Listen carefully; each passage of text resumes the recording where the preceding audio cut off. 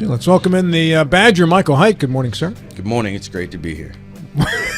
with no donuts. I could just feel how great it was, the enthusiasm emanating from your soul. And he's taking his diet serious. You offered him a piece of the stolen. Mike said, nope, I want a diet. I'll just wait till nobody's looking, and I'll grab a couple of I'll head over to Bodwell's after this and grab myself a donut. Friday 5 today, we'll have David Valente in for Joe Ferretti, John Gilstrap in for Mike Carl, and Larry Schultz in his regular seat, along with Mr. Hite and Mr. Stubblefield coming up after the 8:30 break. But before we get to that, our first guest of the day is Andy Blake, City Manager for the City of Martinsburg. Good morning, Andy. How you doing, man? Good morning. How are you? So far, so good. But there's a long way to go yet. That's right. That's very early. That another could hour change. and 45 minutes. That could change. Andy, what are the conditions of the roads in the city of Martinsburg right now? And if you could take us through your storm preparations over the weekend and into the storm that took place Monday. Well, first and foremost, as I always do, I want to thank Public Works for working the roads. They came in around 8 o'clock on Sunday night. They worked 12-hour shifts for, I think, through Wednesday night. I think generally the roads in the city are in good shape. You know, sometimes the smaller snowstorms are the trickiest, especially when you have single-digit temperatures at night and wind, and it's just a constant battle to keep certain areas where there's wind drifts closing the streets. You know, we have about 66 lane miles of streets that we're responsible for plowing. I think we have about 15 trucks, and so we split the crews to make sure that we have 24-hour shifts. When the snow is still falling actively, we focus on our main emergency routes, make sure we can get people to the hospital, etc. Police department, fire department. You know, if there's a 911 call and an ambulance needs assistance getting to a street or something, a plow will lead them there. So I'll thank Public Works. You know, Public Works is really the foundation amongst a lot of the things that we do around the city. On my way in today, I saw that they're taking down Christmas decorations. So they've gone straight from plowing streets to taking down Christmas decorations. They're always doing something. I appreciate those folks very much for clearing our roads. What is your role in regards to a major storm like that and your involvement in it? Well, I tend to, you know, I came in on Monday just to check Jeff Wilkerson out. I have full confidence in Jeff and his team. But I'd just like to, know what's going on for two reasons. First of all, I think it's my job. Second of all, sometimes I don't mind getting in a plow or something like that because I want to see what our guys are experiencing, what their needs are, whether they have the resources to deal with the storm in the future. I tend to like just my managerial style to kind of like get involved with our employees to see what they do, how they do it, if they need more resources from me, from the council, and so what their equipment looks like, whether they need new equipment, it's just always kind of been my style. And what have you learned in regards to what the city needs for clearing roads and being ready for major storms? Well, I think we're in good shape. I was a city manager during the blizzard of 2016 when we had almost 4 feet of snow. You know, the difference between that storm and this storm is, when we have 5 inches of snow, we generally can just push it and we're good. If we get a foot or more, which they were calling for originally, we start getting to the point where we have to start hauling snow out of town because there's no place to put it. Right. That's when it gets expensive because then you have to use backhoes and trucks to haul the snow out. If you have a big enough storm, you have to hire contractors to help subsidize. But in a storm like this, I think that we're pretty capable. Now, I'll say this, I know that sometimes we don't meet the expectations of folks that think that as soon as the first snowflake stops, that the road is going to be clear immediately. It takes some time. And we're going to focus, just like the state has priority routes, we have priority routes, and then we'll eventually get to your residential sections, and we do. And I said this on Monday, and I driving around, I still see, there's some sidewalks that still have snow on them. I think that Berkeley County is going back to school today. It's really critical and essential for people to try to clear their walking paths and their sidewalks because there's a lot of kids in the city of Martinsburg that walk to school. And so it's just not about the streets when you're talking about, I mean, I obviously do not make the call whether there's school or no school, but I do know that it's critical to make sure that our kids have a safe path to school. And that's when everybody's cooperation is necessary to make sure that sidewalks are clear, because that's ultimately the responsibility of the owner. How much tolerance do you give to the owner for clearing the sidewalks? So under the ordinance, it's supposed to be clear 24 hours after the snow event. Do you have coordination and cooperation with the State Department of Highways for the roads that border the city? So Jeff and the state DOH, which actually is the county DOH, they have constant communication. As you know, many of the roads in the city are actually state-maintained roads. But, you'll see city plows going down Queen, King, Moeller. So we tend to help out the state on the main corridors because it's also... Is that by request, or they just happen to see it and say, I'm going that way, I'll put the plow down and take care of it? They just happen to see it.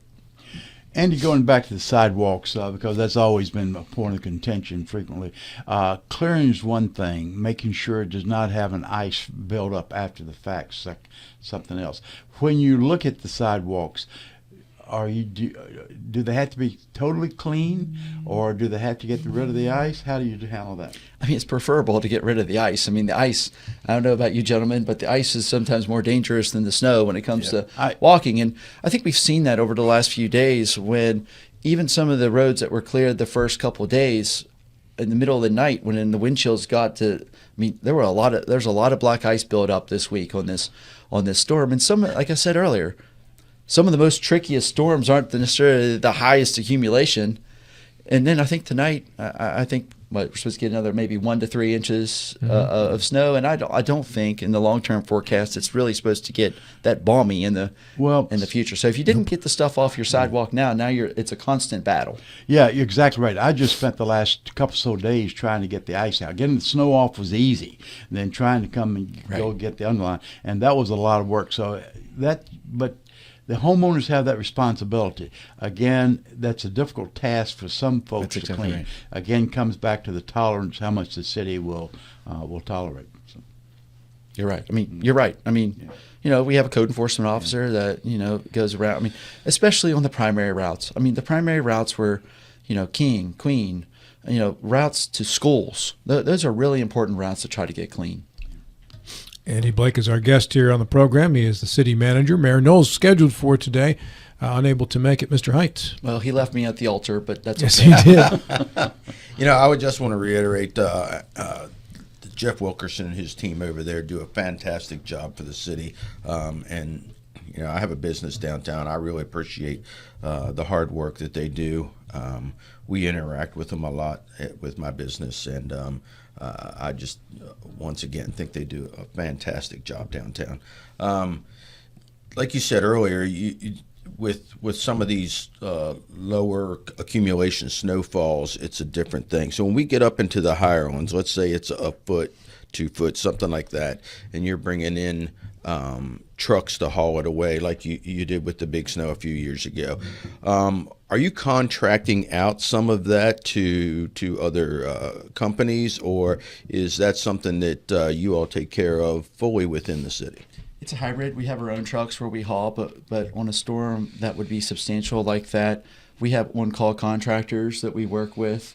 And of course, under this time, the governor actually declared a state of emergency. When he does that, I mean, even though we have contracts, but under a state of emergency, it gives us more flexibility to call up and say, "Hey, we need assistance, and we'll hire you to contract." That's exactly what happened during the blizzard of 2016. I was in another jurisdiction. I just remember the governor at that time said, "Do what you need to do. We'll take care of it at the end." Now, FEMA, it's interesting.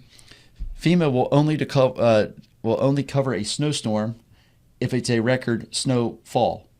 So each time you have a record snowfall, the standard goes up even more. So we set that record, I think, back in 2016, which is why we got assistance. So in order to get any type of assistance from FEMA, let's just say we got a 30-inch snowstorm again. That would not meet the record anymore. So is that a FEMA policy? Is Yes. that in code somewhere?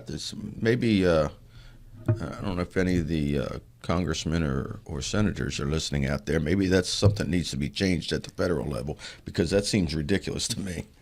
Maybe you set it as a standard, so many inches or something like that, declares whether it's a state emergency, and FEMA can get involved, because it's like you said, you set a record of 3 feet, and then the next thing you have 2.5 feet, and that doesn't meet the criteria. It seems sort of odd to me.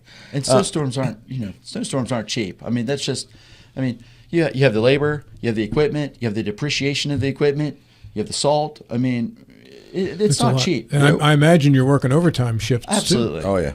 And the last couple of years we've gotten lucky. I mean, the last couple of years really we've had pretty mild winters. We did last year. We really had very little. And again, it really wasn't. As soon as we saw the forecast, Jeff and I talked on Friday or Saturday. We talked all weekend.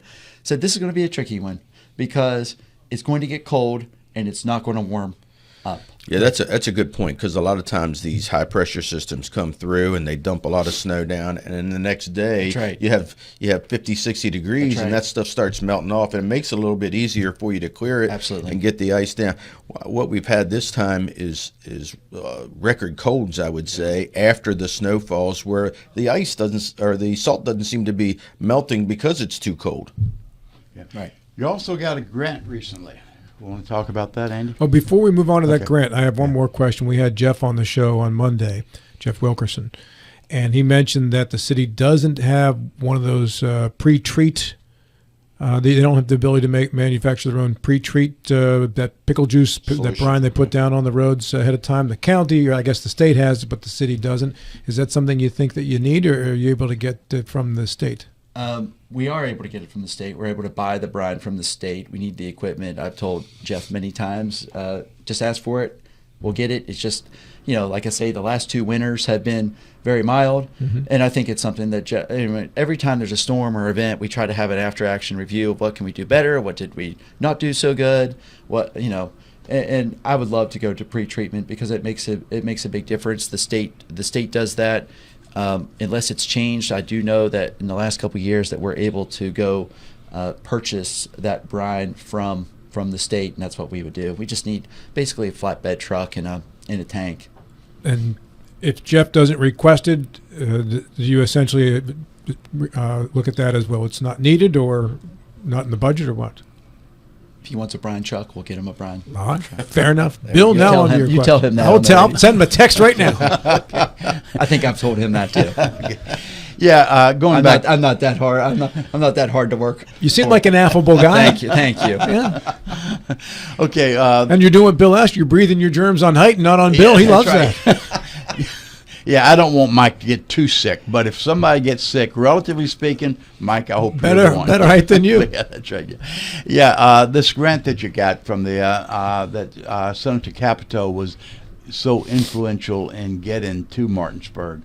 You want to talk about? It's going to be a game changer. Yeah, I think we're excited about this. I don't think we are excited about this. Does it solve all the ills that we have? Absolutely not. I've seen some comments. I'm not usually a doom scroller, but I've seen some comments about, well, what about this? Well, what about that? Well, we can chew gum and walk at the same time. But this is a big component that's going to add substantial green space to the city of Martinsburg. We've been working on it for quite a while. We applied for this RAISE grant in the spring. It was a highly rated application. We were not granted the grant at the time. We were disappointed about that, but because we were highly rated, they put out a notice that we were automatically reconsidered, and it was supposed to be announced by January 13th. The mayor got a call from the senator on Monday and was told, congratulations, you've received your grant. Now, I was saying before the show, I've not gotten any confirmation from Federal Highways yet, but usually that's how it works. Federal Highways gives the senators and the congressmen a heads up so they can put out their press release, and then we get the notice later. So this grant is $20.8 million. Now, I'm saying this without getting the notice from Federal Highways. I know the senator in the press release says that we got what we asked for. And if we got what we asked for, then it's a zero match, $20,800,000 grant, and it has a lot of components to it. It extends the Route 9 trail to the Frog Hollow Trail, along Route 9. Right now, it currently stops at the jail, so that will bring it into town. Then it will extend the Frog Hollow Trail that we constructed about a year and a half ago in front of the train station over to Queen Street. It will connect all the way to Oatesdale Park into Lake Thomas, which has been a vacant quarry for over 100 years, and it will open it up as a new public park. Then the trail will proceed to War Memorial Park. It has 4 different proposed parking areas, and it totally restores the Tuscarora Creek for a little over a mile from Oatesdale Park to the Adam Stephen House for bank strengthening. There's old culverts, there's old industrial bridges that back up the creek. We have been searching for money for a long time to try to create the Tuscarora Creek into an asset instead of, I think it's looked at as liability. This trail will go right beside the creek to try to open it up to the public. So we received the grant, we're excited about it, and now the real work will begin. I mean, it's a major construction project with many components. Now, you mentioned you submitted as a part of the Raise program. Did that require, in your initial submission, was there a match on the part of Martinsburg? No. So the way the Raise works, pursuant to authorization by Congress, if you're in an urban area, I believe it's a 20% match. If you're in a rural area, which we are, then it's a 0 match. So that's I think that one of the last times we were here, we talked about, we received 2 TA grants from the state, which we were very grateful for to build the segment between Queen Street and Oatesdale. That actually requires a 20% match. However, if in fact we got the entire scope of the grant as the senator said we did, and I don't believe that we didn't, or I don't think that she put out that release, then I do not believe we'll have to utilize those TA grants and we'll not have the 20% match, so it actually saves even more resources for us. I think ultimately we'd have done this project, but it would have taken a very, very long time to do so because there's so many components. This grant allows us to do it in one bite of the apple. How much of the engineering has been done? So the council, and I give full credit to the council, these Raise grants are very competitive. They're some of the most competitive grants in the country. The council actually authorized that the engineering be contracted for this project so that we could say in these grant applications that we have the engineering done. So the engineering is almost complete. Actually, we met with our engineers this week, went over every page of it, and they're trying to, now it's reality. I mean, this isn't just a theoretical project anymore. So we're trying to move to the plans as quickly as possible. But I give full credit to the council because the reality is that you're not going to win these grants unless you have some preparation, planning, right away, etc. Because they're just so competitive. And these Raise grants, I mean, they're the seminal infrastructure grant in that Federal Highway gives. They've been called different names. Every president has a different name. At one time they were Tagger, then they were Build, now they're Raise. The next administration will have another name for it. I don't care what the name of it is, as long as the resources are still there, and as long as the federal government is willing to still give out those grants, we're going to try to go for them, and that's the same with anything. I mean, we did this grant because we had this project, but we're willing to go after grants for any other project or need that we have, and we've been successful in the last few years doing that. Let's look forward 2 to 5 years, and let's say this trail is built and complete to what you've described so far.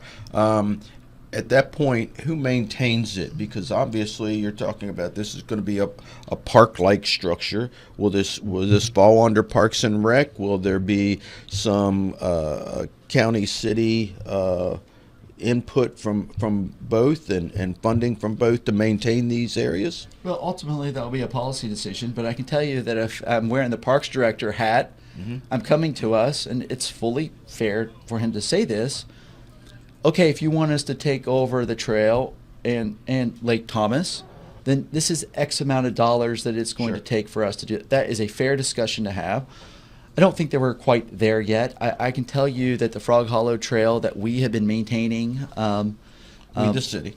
the city. I'm sorry, Okay, the city. The city has been maintaining that largely so that we could learn what does it take, what resources does it take. Wanted to make sure that we were trying to set a standard because some of this new trail that we're putting in is literally in folks' backyard. So we wanted to make sure that the first segment of the trail was successful, so that we could give comfort to those people that are working with us, that have given us easements, that they're putting something in the backyard that first of all can be sustainable, maintainable, and something they can be proud of and doesn't decrease their values. So this just would not have happened without the partnership of the community, the partnership of those who assisted us with right-of-way acquisitions. And, there's a lot of details to be worked out, but, it's always a good day when you get a call to say you got $21 million, especially with zero match. And now What's your expected time of completion, Eddie? Well, that's a great question. In our grant application, we said we would be ready to start by June 2025. But if in a previous job I had, I was lucky recipient of 2 Tagger grants. It's largely going to depend how quickly the federal government can get a cooperative agreement to the city. It's also going to be whether or not the city administers all of this, whether the state helps administer some of this, they have in the past, or whether it's a hybrid. And a lot of it is going to depend on that cooperative agreement that comes from the feds. And, it's no secret that they have a little changes going on in their administrations too. So we'll see. We'll see how long that takes. Good, Bill. But we're ready to go as soon as the federal government, tells us. Some of the aspects are easy. Some of the aspects are not as easy. I will say this. The Tuscarora Creek is a stream in the United States. We've been asking many, many times of many agencies about funding resources to try to help restore the creek, and every time it was a dead end. We were able to, again, if it's in the scope of the grant like we ask, and we think it is, we were willing to administer a grant. We were willing to hire contractors to grant. We just didn't think that it was totally the burden of the city of Martinsburg to completely, basically restore a stream in the United States. And my question has been many times of whose responsibility is it to restore a stream in the United States? I don't care about that question necessarily anymore. Mm-hmm. But, we put in that aspect, I said the council had pre-authorized engineering. The Tuscarora Creek restoration is basically going to be a design build component of the project. So as part of it, we'll have an engineer and a contractor design and build as part of the project. And hopefully it will help reduce flooding and create a nice public asset for the community. Andy, thank you very much. Appreciate the information. And also thank you because you ran out the clock so Bill couldn't get another question. Well, mine was the easy question. I'm not a rookie anymore. Thanks, Andy. Good information. Oh, he's got you down, Mr. Stubblefield. Andy Blake, City Manager for the City of Martinsburg.